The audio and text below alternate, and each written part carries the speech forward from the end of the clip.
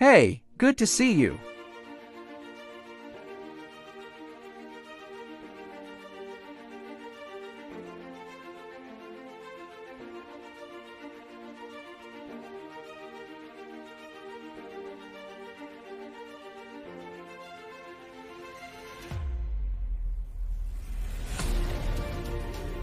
All right, get ready for this deep dive, folks, because we're tackling something truly unique today. Definitely unique. Know Yourself and Become Wealthy by Frank Katembo. Oh, yeah. This one is something else. It's more than your typical self-help book, right? You think you're getting one thing, Oh, so much more. and then bam, it's history, religion, science, quantum physics, all that good stuff, yeah. all woven together with this like ancient, almost esoteric wisdom. Have you ever read a book that claims to be alive? Breathing in and out, even. It's a pretty bold statement, isn't it? It is, and you know what? I'm not even gonna lie. Go on. As I was reading it, Yeah. it did feel different. I know what you mean. It really makes you think. The author uses repetition in this really intentional way, and he's constantly jumping between tenses and meanings. It's like he's breaking the rules of writing. It's almost like he's challenging the limitations of language. Exactly. And that actually reflects the whole message of the book, Yeah. which is all about breaking free from limitations. Like right off the bat, it asks, who are you? You think you know the answer, but... Oh, but it goes so much deeper than that. Yeah, so much deeper. It challenges both religion and science to truly define what it means to be human. Like, forget those little boxes, those categories. It's like the book is saying, let's explore the vastness of who you really are. And then it makes this argument Which is... that this deep self-knowledge, it's actually the key to understanding how the world actually works. Oh, that's fascinating. Right. So it's connecting self-knowledge with, like, worldly understanding. I think so. And, you know, the book actually defines knowledge, understanding, and wisdom. Right. It says that they're all interconnected but also distinct. What do you think about that? Well, I mean, it's not just about, like, collecting facts, right? Right. There's got to be more. You have to be able to see the patterns, The big picture. gain those insights, and then actually apply that wisdom to the decisions you're making in your life. I love that. And it really makes you think, right, where do I fall on that spectrum? You know, knowledge, understanding, wisdom. Our listeners too, right? What about you listening out there? Give that some thought. It's food for thought for sure. Absolutely. And speaking of food for thought, this is where it gets really, really interesting. Okay, I'm ready. The book says that every single one of us Yeah. carries a divine spark, Okay. a reflection of the Creator. Whoa. There's this really powerful quote, and I have to share it with you. I and my Father are one.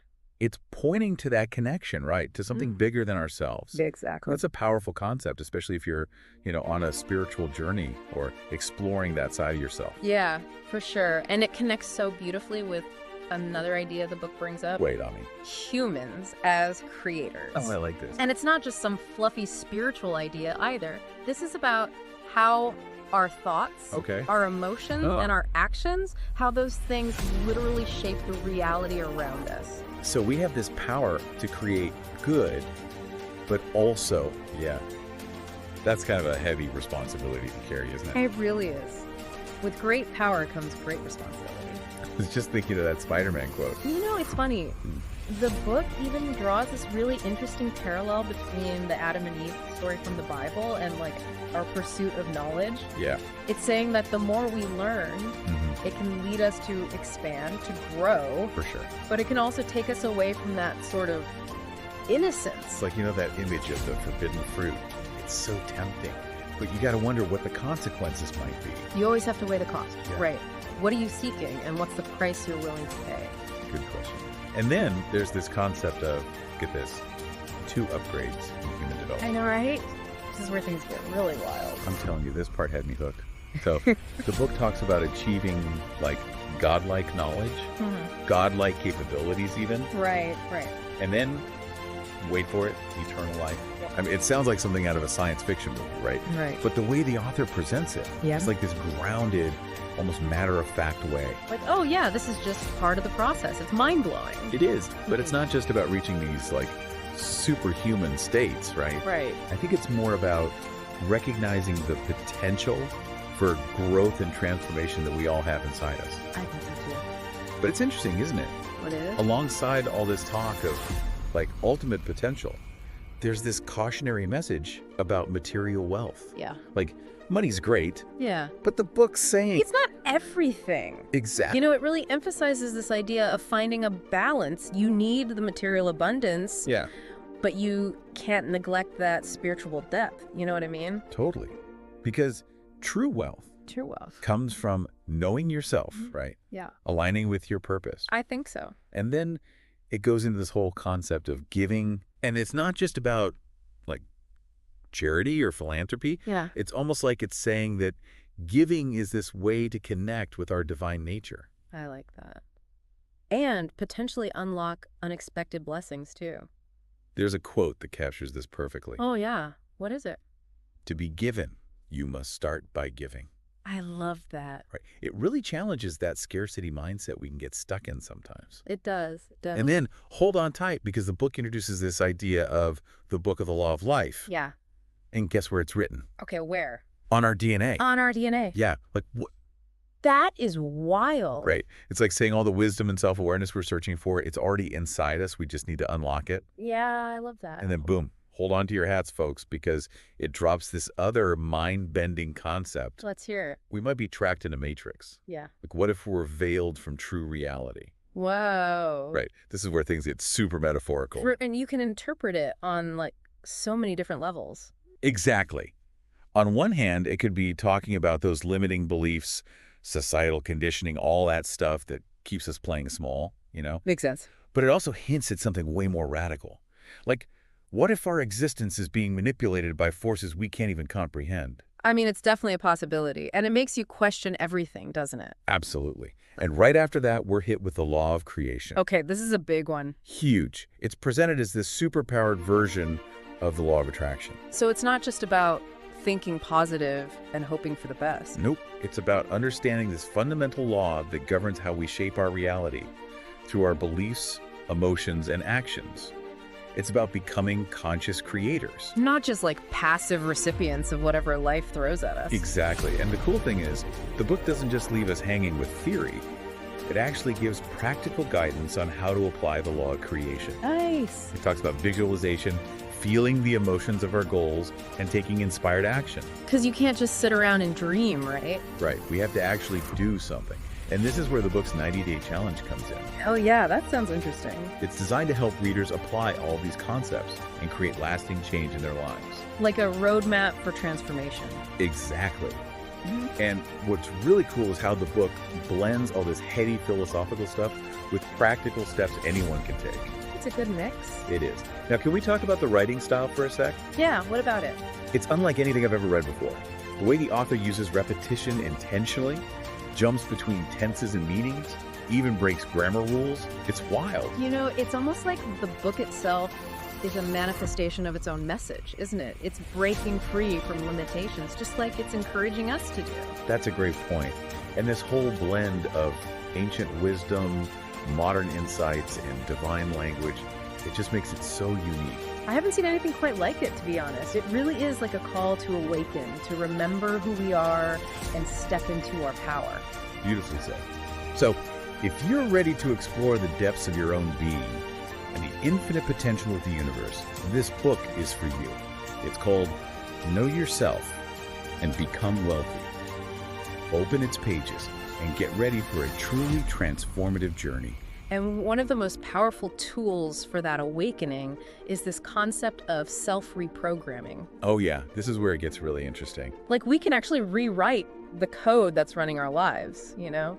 That's a powerful concept. I mean, think about it. Think about all that stuff from our childhood. All those early experiences. The messages we got from society, from our family. Even just like our own thoughts and beliefs. Exactly. All of that can create these limiting programs in our subconscious. It's like we're running on outdated software. And the crazy thing is, we might not even realize it's happening. Right. We're just kind of going through life on autopilot, reacting to things based on these old patterns. But the good news is we can change the program. We can hit the reset button. So how do we do that? Well, the book gives us this technique for reprogramming those negative patterns. So it's not just about like identifying those limiting beliefs. Right. It's about actively replacing them, you know, with empowering affirmations. Love that. And repeating them over and over again. until they become our new default. Exactly. It's like rewiring our brains for success. I like that analogy. It's like we're upgrading our operating system. Totally. And then the book dives even deeper into the power of our minds with this idea of visualization and imagination. Okay, tell me more. It says, transition into a state of feeling and acting as if your goals have already materialized. Whoa, that's a powerful statement. It is. It's like dressing for the job you want, but applied to literally every area of life. We have to embody the feeling of having already achieved our goals. Exactly. And by doing that, by feeling the joy and gratitude and fulfillment of that future reality. It's almost like we're sending a signal to the universe. We're aligning our energy with our desires. So it's not just about thinking it, we have to feel it. That's the key. And the book talks about repetition and consistency. Right, it's not a one-time thing. No. We've got to make those visualizations and affirmations a regular practice. Like a daily ritual. Exactly. The book compares it to automatic programming. I love that. By repeating these processes daily, describing our goals vividly and emotionally, we're essentially reprogramming our subconscious minds. So it's like we're training our minds to focus on what we want, to believe it's possible. Exactly. And speaking of focusing on what we want, Yeah. the book also has this really interesting perspective on failure. Okay, I'm intrigued. It argues that failure isn't actually the opposite of success, but a crucial stepping stone on the path to success. Well, that's a major mindset shift. Yeah. I mean, we're so conditioned to fear failure, to avoid it at all costs. I know, right? But what if failure is actually our teacher? Our guide. Exactly. The book has this great analogy. Okay, I love analogies. What is it? It compares the process of achieving success to milk turning into yogurt and then into cheese. Yes, thanks. Or like grape juice fermenting into wine. Oh, I see what you're saying. So what initially seems like a negative transformation, Yeah, like something's gone wrong. it actually leads to something more complex and valuable in the end. Precisely. And think about all those famous inventors and entrepreneurs. Yeah. They faced countless setbacks before they finally had their breakthroughs. It's like those stories of, like, Thomas Edison trying thousands of times to invent the light bulb. Right. Or like J.K. Rowling getting rejected by multiple publishers before Harry Potter became a global phenomenon. The book even mentions Christopher Columbus. Oh, yeah. His failure to reach India led to the discovery of an entire continent. It's a powerful reminder that failure can actually be incredibly valuable. It can be our greatest teacher. And those setbacks, those so-called failures, they can actually lead us to unexpected breakthroughs. And a deeper understanding of ourselves and our goals. Exactly. Now, can we talk about the 90-day challenge? Oh, absolutely. I've been waiting for this. It's like this step-by-step roadmap for putting all these concepts into action. I love how it takes all this big picture philosophical stuff and breaks it down into practical steps anyone can follow. Exactly. So step 1, what is it? Facing yourself and embracing the truth of who you are. Okay, this is huge. I mean, how can we even begin to create a life we love Yeah. if we're not honest with ourselves about who we are? Right. It's about acknowledging our strengths, Our weaknesses, our fears, our dreams, the whole package. and letting go of those limiting beliefs that keep us playing small. This is about embracing our inherent worthiness. Like we are enough just as we are. Love that. So step 2, what's next? Making a choice and deciding your path. Okay, so this is where we set those clear intentions. Define our goals and really commit to the direction we want to move in. It's about making conscious choices that align with our deepest values and our overall purpose, right? Exactly.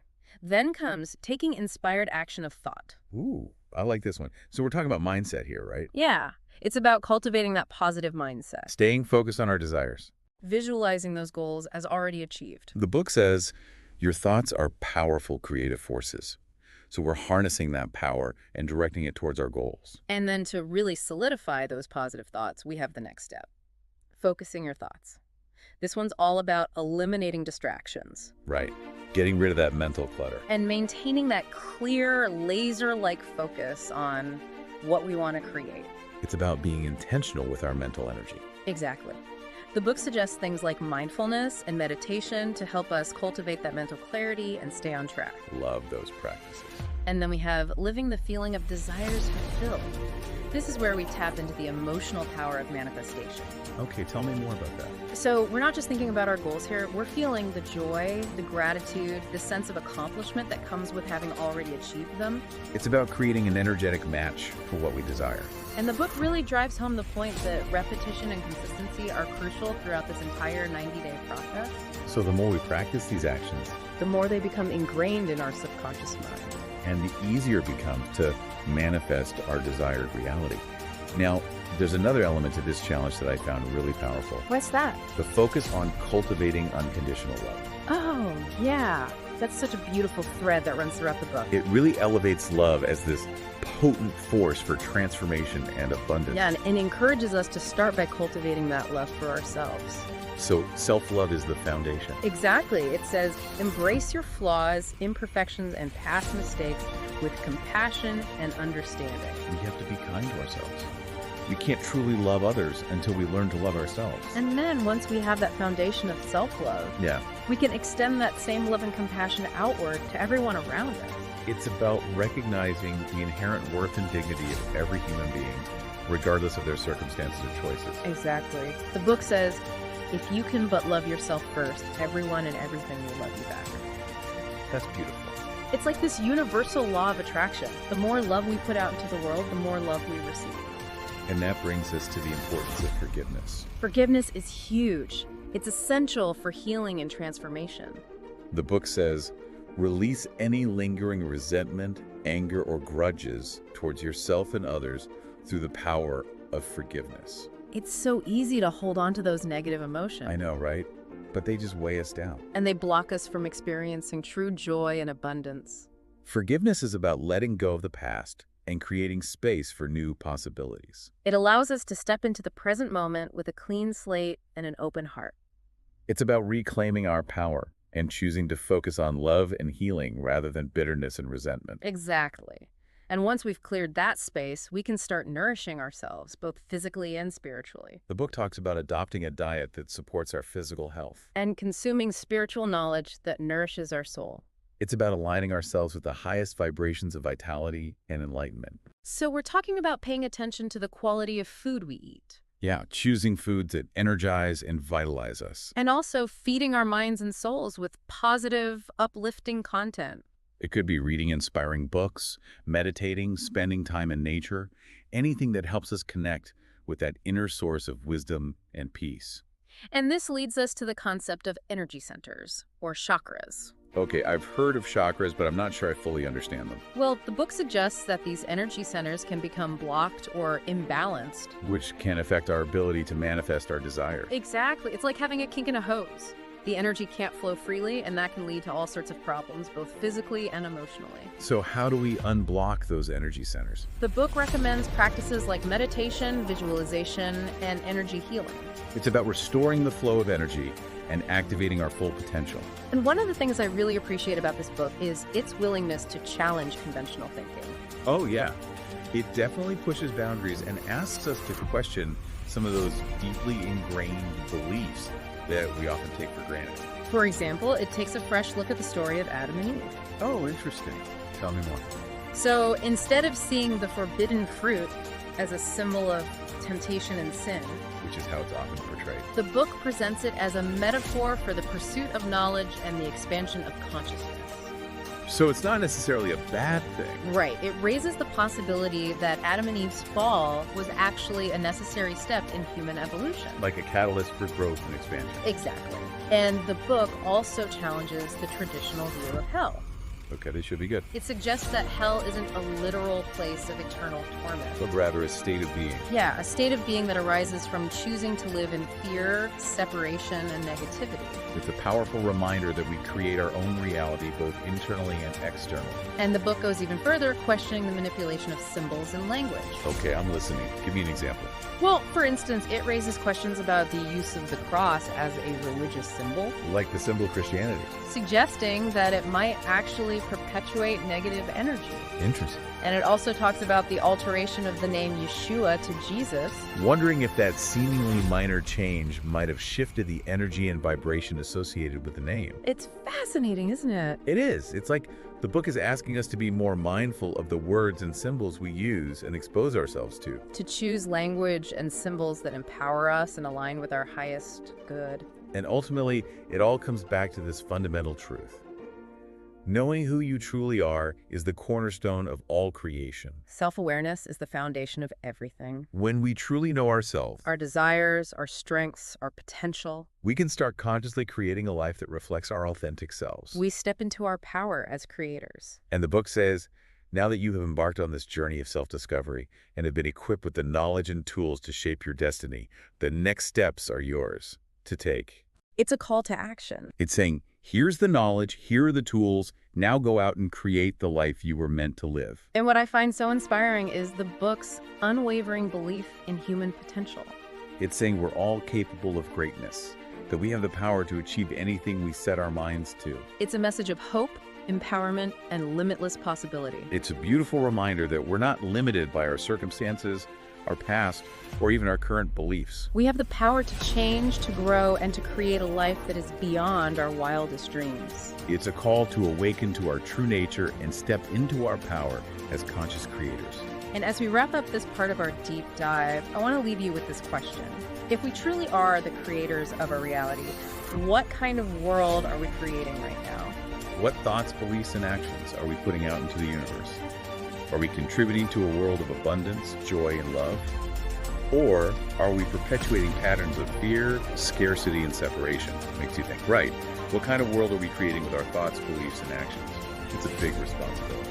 It really is, but it's also such a powerful opportunity, you know? To shape our reality. Exactly, and this book, Know Yourself and Become Wealthy, it gives us those tools, the inspiration to actually do that. This book has been, I don't know, it's been like a roller coaster ride for me, in a good way. I know what you mean. It's definitely not your typical self-help book. It challenged so many of my assumptions. Me too, me too.